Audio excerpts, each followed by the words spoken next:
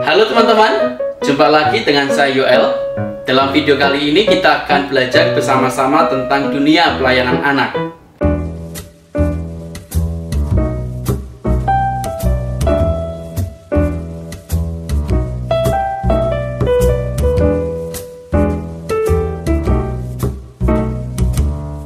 Ada begitu banyak cara kita mengabarkan firman kepada anak-anak. Salah satunya adalah dengan sulap.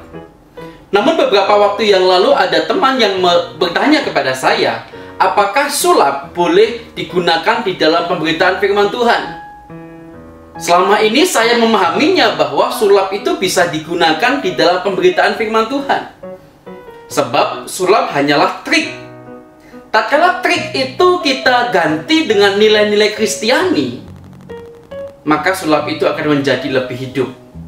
Sehingga sulap belum tentu itu bersifat magic yang misterius, bukan.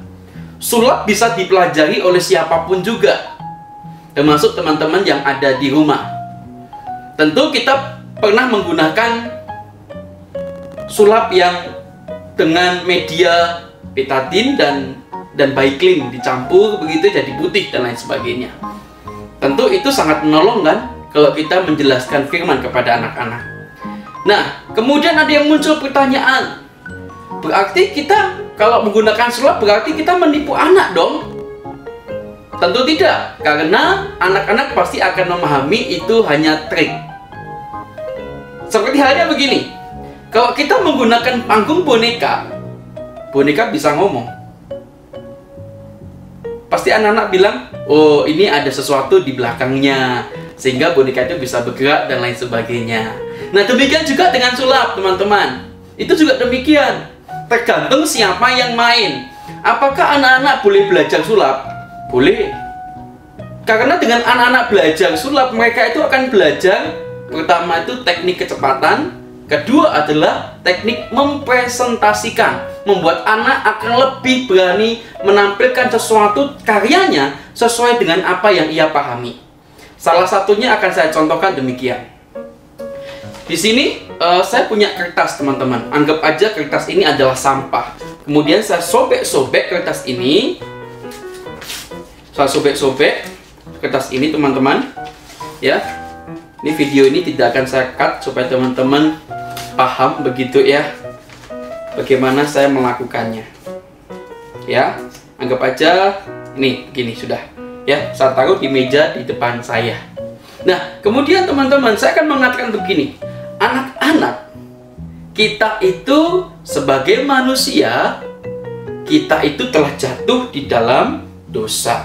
Ya, kita telah jatuh di dalam dosa. Maka, waktu kita jatuh di dalam dosa, kita itu harus membuang dosa kita tatkala kita sudah berjumpa dengan Tuhan. Nah, waktu kita membuang dosa, kita meninggalkan perbuatan dosa kita yang lama, gitu ya. Ini dibuang begitu ya, dosanya dibuang, kita tinggalkan begitu. Kemudian apalagi yang kita harus buang adik-adik? Nah, ternyata kita harus membuang rasa yang dengki sama seorang yang lain. Oke, terus apalagi kita buang? Oh, saya pernah membantah orang tua. Oke, ya. Nah, ya, kita masukkan sini. Nah, tatkala kita sudah membuang dosa kita, yang perlu kita lakukan adalah kita harus percaya kepada Tuhan Yesus sebagai juru selamat kita pribadi. Tatkala kita berdoa begitu, mengakui Tuhan dalam kehidupan kita, maka Tuhan itu akan menghapus segala dosa kita dan kita tidak lagi berdosa. Tidak ada ya. Oke.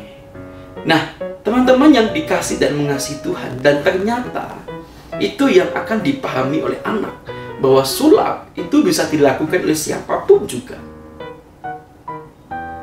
Tergantung bagaimana kita menjelaskan sulap itu, kita maknai seperti apa.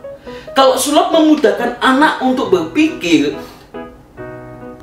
maka sah-sah saja kita gunakan sulap di dalam pemberitaan firman Tuhan. Nah, demikian juga teman-teman bisa melakukannya di rumah kalian masing-masing.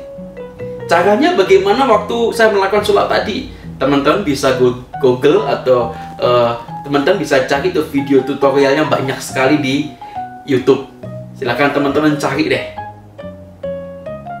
Tapi dengan catatan presentasi teman-teman harus benar. Jadi kesimpulannya adalah kita bisa menggunakan sulap untuk memberitakan firman Tuhan.